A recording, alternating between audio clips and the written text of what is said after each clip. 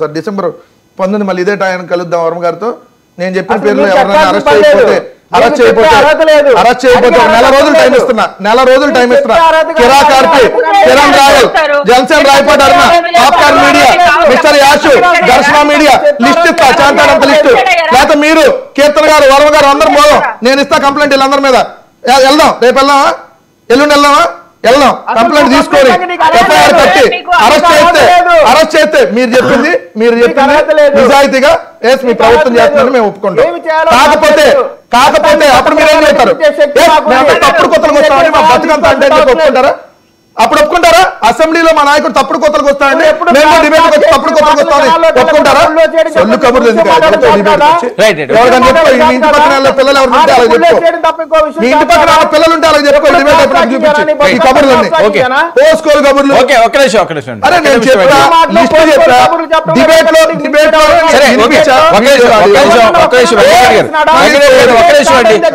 మీ మీద కేసులు ఏంటి, మిమ్మల్ని కూడా రేపు అరెస్ట్ చేస్తారని చెప్పి చాలా ఎక్కువ వినిపిస్తుంది, మిమ్మల్ని కూడా వదిలే పరిస్థితి లేదు అని. సార్ నా మీద పెట్టిన మొదటి కేసు, నా జీవితంలో నా మీద పెట్టిన మొదటి కేసు ఏంటంటే, నేను విశాఖపట్నానికి సంబంధించి అప్పుడు డ్రగ్ కంటైనర్ వచ్చింది మేము అధికారంలో ఉన్నప్పుడు ఎలక్షన్ టైం.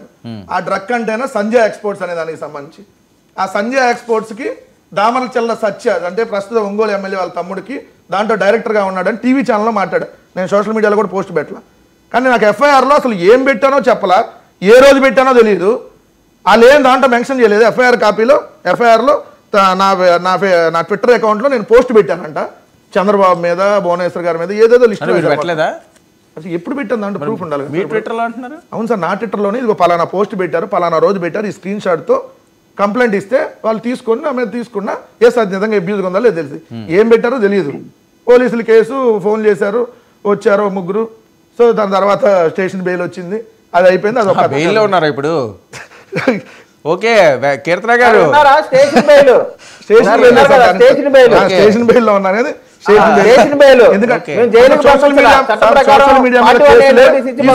అన్ని స్టేషన్ బెయిల్ కేసులే, కానీ వీళ్ళు అరెస్ట్ చేస్తున్నారు, థర్డ్ డిగ్రీ ప్రయోగిస్తున్నారు. అసలు నోటీస్ ఇచ్చి విచారణకు పిలవాలి, కానీ వీళ్ళు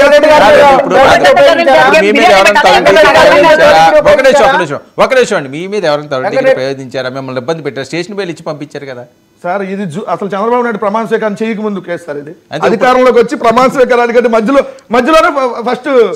ఇప్పుడు వెళ్తే ఇబ్బంది పడాలా? ఖచ్చితంగా పెడతారు, దాంట్లో ఉంది, ఖచ్చితంగా పెడతారు. థర్డ్ డిగ్రీ సార్ ఏది ఇప్పుడు ఒకటి సార్, వాళ్ళు ఎన్ని రకాలుగా వెళ్తారో వెళ్ళనండి.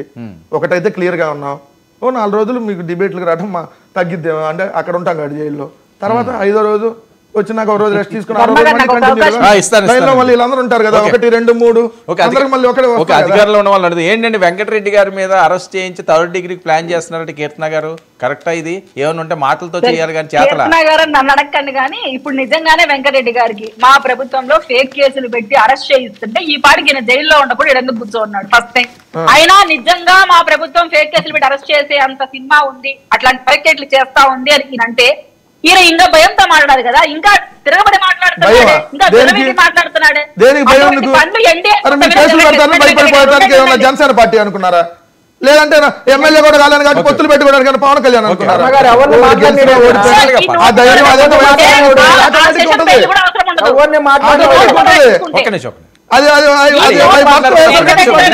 పనిచేసే వాళ్ళకి వెంకటరెడ్డి గారు ఈ నోటుతో తగ్గించుకుంటే ఆ స్టేషన్ బెయిల్ కోసం